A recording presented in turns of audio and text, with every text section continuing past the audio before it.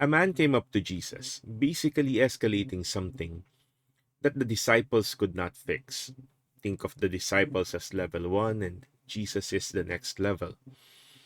You see, his son was possessed by a demon that has been causing a lot of problems for the child and, of course, for the people around the child. And so Jesus healed the child and it was successful. And of course, the disciples went up to him privately and asked, why couldn't we fix it? Why couldn't we drive the demon away? Jesus said something that would probably be surprising for a lot of us. He said to the disciples, because you had little faith. Imagine, the disciples were with Jesus for a long time, um, and they were even attempting to cure. I mean, let's give credit to them.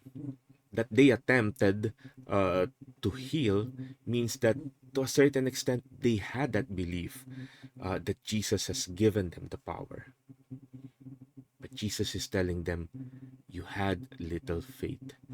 And in fact, basically, Jesus was telling them that you had no faith. Because after that, he said to them, if you have faith as little as a mustard seed, you can move mountains. When you have little faith, you can tell to that demon, go, and that demon would go away.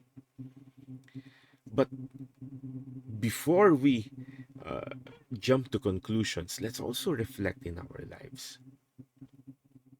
It's easy to point fingers at the disciples in this story and tell them, oh, those guys really didn't have little faith, it seems. But the question is, do we? Do we have the faith that Jesus is calling upon his disciples, which we are also his disciples? Do we have that amount of faith to be able to do the mission that Jesus has commissioned us to do?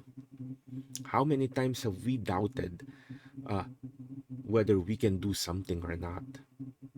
How many times have we doubted whether someone will change or something will change when we follow Jesus?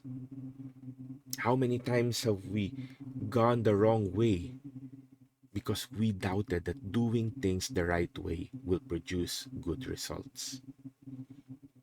Brothers and sisters, if nothing is happening in your life, in the lives of the people around you, and you are asking God, why is nothing happening? Today's gospel is probably talking to you as well. Is it because you have little faith as well? Is it because you are doubting? Yes, you believe in Christ. Yes, you pray to God. But what is the amount of trust that you are giving God?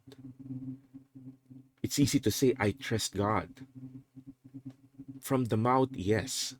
But are your actions speaking of that same trust? Let go and let God. That is always the message.